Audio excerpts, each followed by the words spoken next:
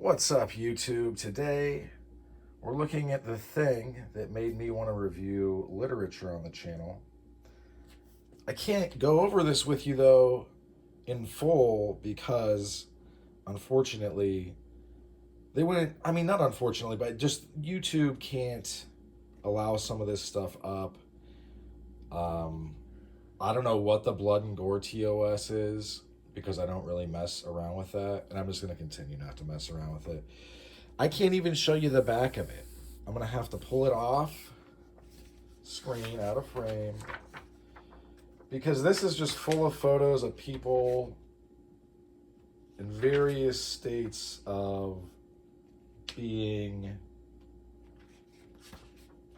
basically, they've been unalived, but some of them have been like maimed. Some of it's just terrorism, and they've had their lips removed, ears removed. Some of it, they got shot to pieces, literally. Let's go over this. This is not a pretty book. The pictures inside depict a few of the many atrocities perpetrated, by the so-called freedom fighters in Rhodesia. Outright torture has long been a weapon of the communist-trained thugs who, for the past 15 years, have been trying to force their philosophies on an unwilling and peace-loving indigenous population.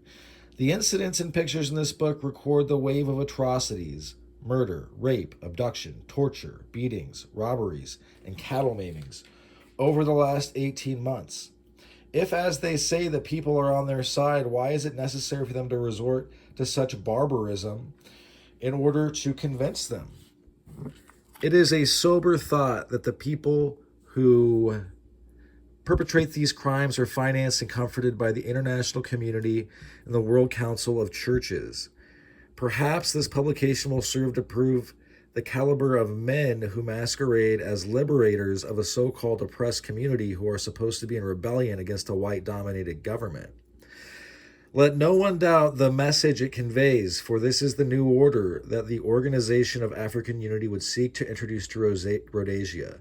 This is the work of people inspired by African despots, massacres in the former Belgian Congo, wholesale murder of the Lumpas in Zambia, the bloody toll of Burundi, the butchers of Biafra, and the assassins of Zanzibar.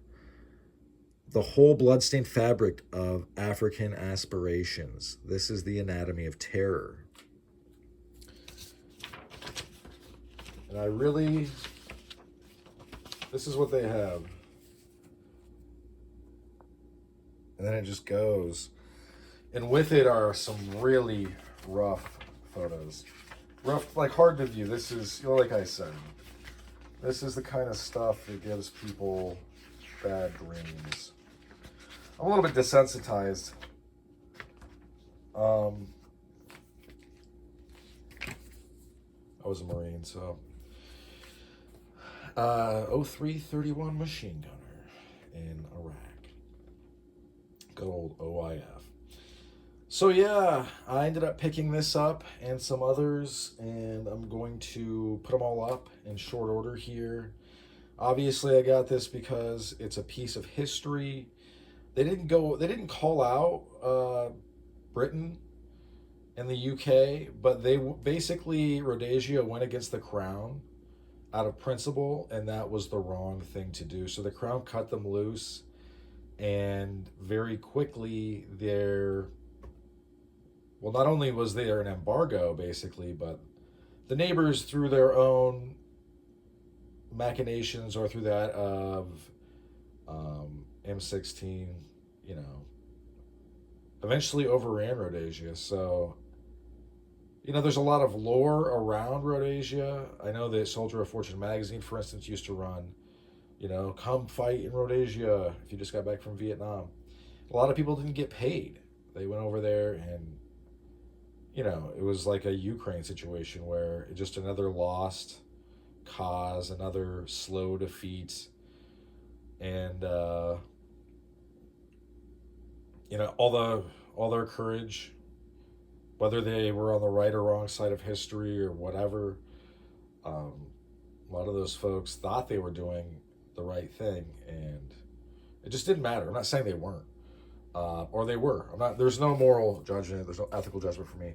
I'm just saying that it's just, there's a reason I looked for stuff like this, and I was glad to find this because I'm going to keep it around. Anyway, that's what all she wrote for this one. Thanks for sticking with me to the end. Hope you folks have a good rest of your day. Bye now.